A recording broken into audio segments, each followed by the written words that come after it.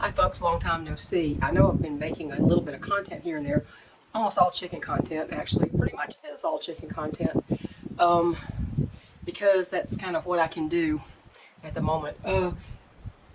I haven't actually been in front of the camera partly because I have this throat irritation and it's like it's activated a cough reflex that I can't control. And I mean, I'm choking and I'm sneezing and it's just, I think what happened is that when I fell and hit my rib cage, it reactivated my cough reflex and then pollen hit. I don't know, but I'm pretty much tired of that. But it's hard to talk for more than 20 minutes, 15, 20 minutes, if that, without having to stop and choke for a while. Just as my friend Rachel, we've had several conversations because of that. But I still try. So I just wanted to talk about tomorrow. The Omega Rocks are moving to the grow out pen.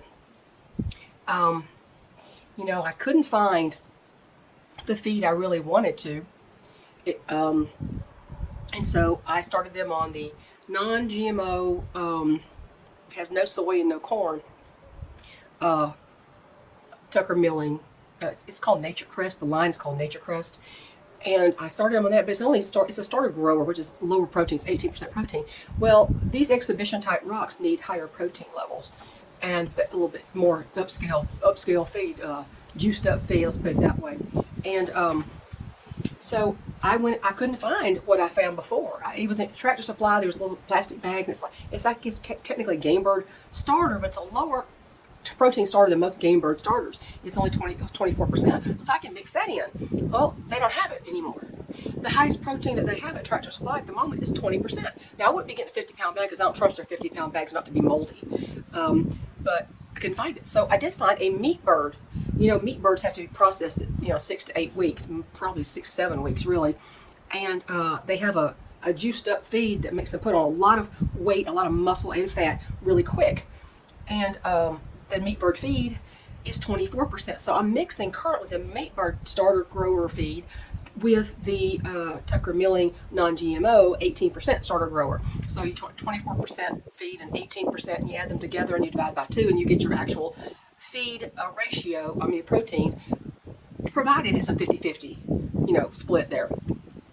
But I thought, well, that's not going to last that long. So what do I do after they get to be, this starts to run out?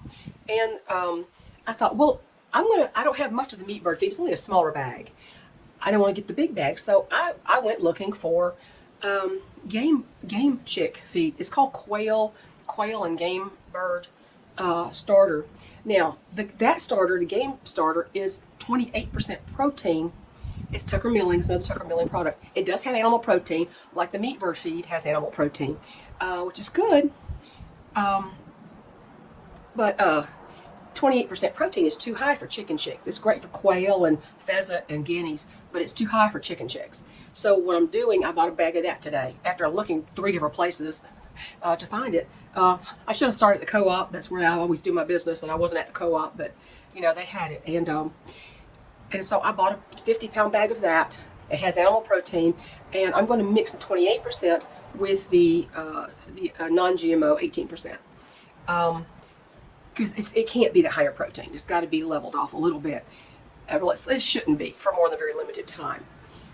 So I'm going to do that. And when that runs out, I think what I'm going to do is, for you people that don't know, they have removed animal protein from almost every feed on the market now. Based on the false premise that vegetarianism, if it's better for humans, which it's not, it's better for chickens. And we can avoid mad chicken disease. I think nobody said mad chicken disease, but the mad cow disease came from feeding cows back to cows, and that's what I thought, oh, animal protein is bad. No, if you're a cannibal, it's bad. But I got a bag of that, the quail Game Bird starter, and I'm mixing that. But after that whole stage, after that's all gone, they have a show breeder, a show layer. What is it? Some kind of show feed. Show feed that it used to be called, the one I used to buy used to be called Super Lay 22% protein, had animal protein. Well, they took the animal protein out and made it vegetarian feed. So it's not really all that super anymore. Then they renamed it a show layer. Well, that line, show whatever, has a show developer. And it is 21% protein. It has no animal protein in it now. But by that time, the omega rocks are going to be a lot bigger, and they're going to be out partially part-time free ranging. So they're going to be able to get the sunshine and the fresh air and the animal protein and the bugs and the mice and the snakes, and they will eat them, let me tell you. In fact, I want to tell you a little story about what happened the other day. I was in the back pen, and it's basically a storage pen. I got my supplies in there, and I've got the fans for summer and a lot of the medications or whatever, not all medications, but the warmer stuff and all that in the back. And I was in that one doing something, and I looked over into the current Barred Rock pen, which has Zara and I keep wanting to say Athena, but Athena's gone. Zara and Maddie and Jill. And I happened to see them. I heard a thump, and I looked over, and two of the hens had their head. They went right under the feeder, under this little hanging feeder. Their heads kind of clunked together under the feeder. And I thought, what the heck are you doing? And all of a sudden, Zara pulls out of there, and she starts running back toward me really fast. I thought, what the heck are you? She's chasing something. And I happened to glance out the door of the pen, which is, it's next to where they are. And my door, the pen I was in, was open. And right past the doorway runs this teeny little meadow mouse. The kind, that little voles that have the little short tails. Tiniest thing, I probably was not bigger than that. Probably an inch long. It came shooting by me. And Zara had been trying to get it. Well, the next morning, she missed, of course, and I couldn't find it. And so the next morning, that night, I went ahead and I set mouse traps in the back where the chickens don't go and stick their heads in. And the next morning I had a mouse in it. It wasn't that one. It wasn't that little one. It was a regular mouse with a long tail. And I had seen evidence that there were some mice coming back in there. No rats, just mice. Because the corrugated back door, just kind of, they go around the track and they're in. You can't stop it unless you change the door.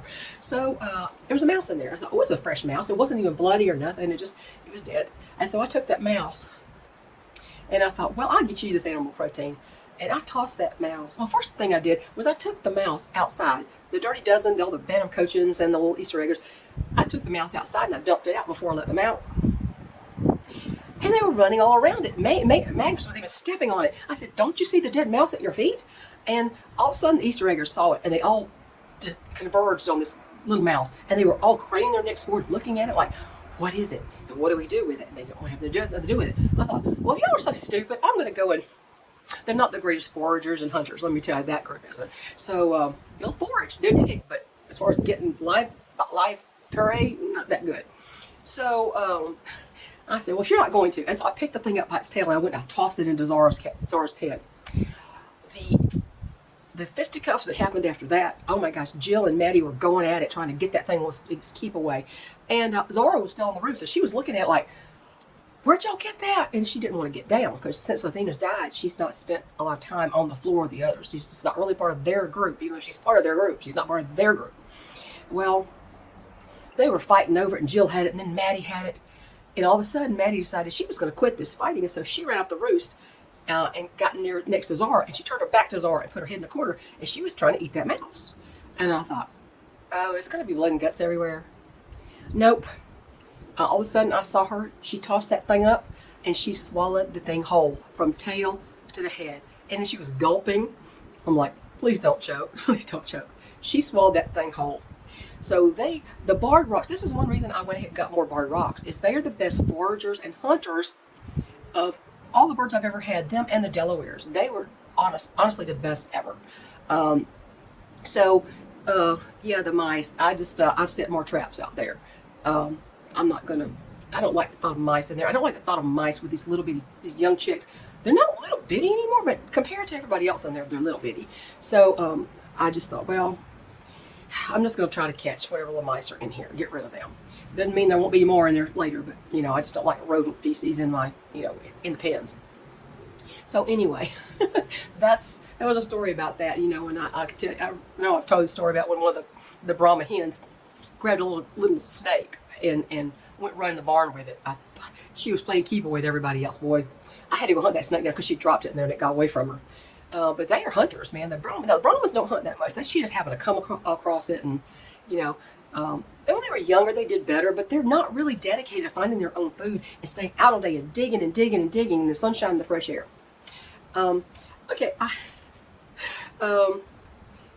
gosh, I'm not coughing yet. I do have coffee. Coffee for coughing, right? Anyway, I hadn't been drinking a lot of afternoon coffee, but lately, with my throat the way it's been, I decided to do it. Um, so what was I going to talk about here? Oh, God. Oh, Jamie, the breeder. Jamie Duckworth, the breeder. He emailed me a couple days ago and he said, how are the chicks doing? I mean, he's very interested in that and the quality and everything, right?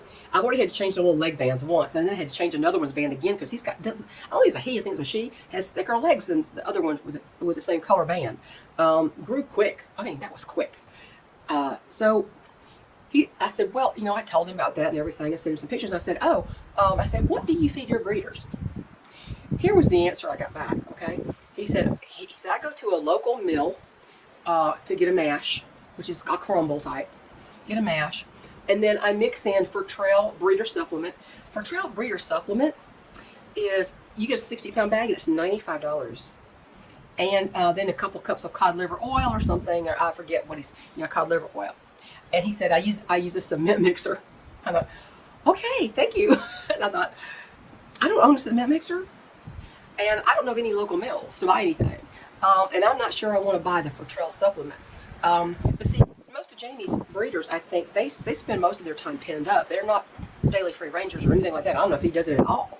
Although some older pictures of some of his birds show them out in a, I guess, a fenced area or something. The cod liver oil is to add vitamin A and vitamin D, and the vitamin D helps them process calcium better, better eggshell quality, and better feather quality, and I think brighter eyes, the whole thing. And I'm not sure I need cod liver oil per se. It's maybe in the wintertime it would be good to supplement then, because they don't get out and get the sunshine and the green forage that they do all winter, spring, winter, fall. I think, well, maybe something about like Nutri-Drench, they're called Nutri-Drench, or Poultry Booster, add to their feed, or the water occasionally might actually be a good thing. So I got some Poultry Booster because I just can't afford, since there's no feed mill here that I'm aware of anywhere, I've never heard of one. I looked for one time, there's just nothing around here. I have to travel a ways to get something like that. I've always used commercial feeds, and I've always used Tucker Milling feeds. And they're only in the South, okay? They're just in the Southeast. They are actually located in, I think, Guntersville, Alabama. And they have good feeds, and my birds have thrived on them. If they hadn't been thriving on them, I wouldn't have had any, 10, 11, 12, 13, 14 plus years old birds in excellent health and laying up till their old age. At least yesterday, because most of the Dirty Dozen, they're molting. The youngest birds are molting right now. I got 2 of my eggs that I got were from the 9-year-old hens, Maddie and Jill. And so if I hadn't had the older ones that are still laying occasionally, I wouldn't have had any eggs a lot of days. So they're great barred rocks. I mean, good quality barred Plymouth rocks that don't die of egg yolk peritonitis and internal laying and reproductive cancers before they're 3. They have a better longevity. This is why I'm starting with these again. But anyway, I thought I would just tell you all that. And the reason I hadn't been in front of the camera, I'm shocked I'm not coughing at the moment. It's cool and it's breezy. We're going to go down to below freezing tonight again. Tomorrow afternoon, after it's warmed up, it's supposed to go in the mid-60s tomorrow afternoon, warmer than today. I think I'm going to load up the Omega Rocks, and they're going to go have a much bigger playpen because I'm getting tired of vacuuming around my dining room table and cleaning out the poopy shavings and watching the World Wrestling WWE matches that are taking place on my dining room table. It's insane. They've already outgrown their brooder. It's only for a temporary time, and it's better for bantams, honestly, or just very few birds. If I had 5 or 6 hatch, it would have been adequate for a lot longer. But since I have 11 in there, and they've doubled and almost tripled their size already in less than 2 weeks. Anyway, so hang on just a minute. Sorry, cough break. They've doubled and tripled their size. I mean, they're 12 days old as of the making of this video, and they are burgeoning the size of this brooder. So if I had a bigger brooder, it wouldn't be a big deal, but I do, and it's a mess, and I want them out of there, right? And they're so curious, and they're so smart, and they're so unafraid. It's wild. I mean, I have a bag with some shavings in it too. When I scoop theirs out, after they ride the scooper and attack it, after I scoop out the dirty shavings, and I just put some fresh shavings in, but I had this bag, and a big old bag, it's plastic, and I'm crinkling it there. The Dirty Dozen would have freaked the heck out. They're in the door, and they're in my way, and it's like, man, y'all are smart. Y'all are some intelligent birds. So let's hope we get more girls than I think. When I was talking about sexing these, I just about forgotten how it's actually not as easy to sex these exhibition types. The head spots on the girls are they're rarely tiny. They're usually, I say, well, it's a little bitty head. It's not always little bitty. Sometimes it's big, but it's regular. It's not. It doesn't have a splotchy here and there and frosting all over the neck and that kind of thing. But I've noticed that some of the wings coming out in a few days, I'll know who's male, who's female, just by the bars on the wings. The bars on the white bars on the males are wider than the black ones. And on the females, it's the opposite. The white bars are narrow and the black bars are twice as wide. So when the wings are fully out, I'll know for sure. And I'm already seeing the first part of those little wings are out, and I'm seeing that some of the ones that I would have called female by head spot, male by head spot, they have darker little wash on their legs, and they also have wings that look like females. So we'll see. In a few days, we'll all know, and I'll see what I'm going to do with that, and how long I can keep them. Anyway, keep them, because I'm going to keep all the girls there are. I'm not picking and choosing girls. I'm keeping all the girls, and the males I'm going to have to keep until they're 16 to 18 weeks old, just so I can make a choice. Their hormones have to kick in because their temperament won't show until then, not truly. Anyway, that's the deal here, and that's what's going on with them.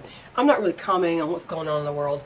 All I will say is, you know what? People keep griping about how expensive things are, and they're ridiculous. I think egg prices have come down around here just a tiny bit. However, I think it happens faster in the cities than in the rural areas for some reason. But no matter what the economy is, this is why you prepare. So you can live like nothing's happened, no matter what the economy's doing, no matter what the interest rates are, no matter what the prices in the grocery store are, no matter what. You can survive and you can thrive. It doesn't matter the conditions. That is why you prepare. That's the way you should prepare. To live like nothing has happened any different, and your life can go on. So, that said, we've started some tomato seeds of several kinds, and we're really not growing anything but tomatoes and some Crowder peas. When I went to look for all my garden supplies, the entire box was gone. All my save seed, all my Crowder peas for a couple of years, all of it was gone. Now, I only found a bag from last year and a bag from 2022 of pea seeds, and so I'm going to plant those. I'm not doing any peppers. I've got plenty of peppers in the freezer, tons of bell peppers. I don't use those very much. So that's what's going on with the garden, and hopefully I'll be able to show you something soon. And I'm shocked that I've only had one coughing session the whole time I've been on this video. Well, that's good. That's good. I missed seeing you guys, and I'm sorry I haven't been on here. But if I don't show up too much, I'm still trying to recover from what this irritation is in my throat. I don't even know what it is unless it's pollen on top of whatever was wrong before. I don't know. And I'm not sick. I'm just not sick. I'm just coughing. Anyway, y'all take care. Comment below on whatever you want to comment on.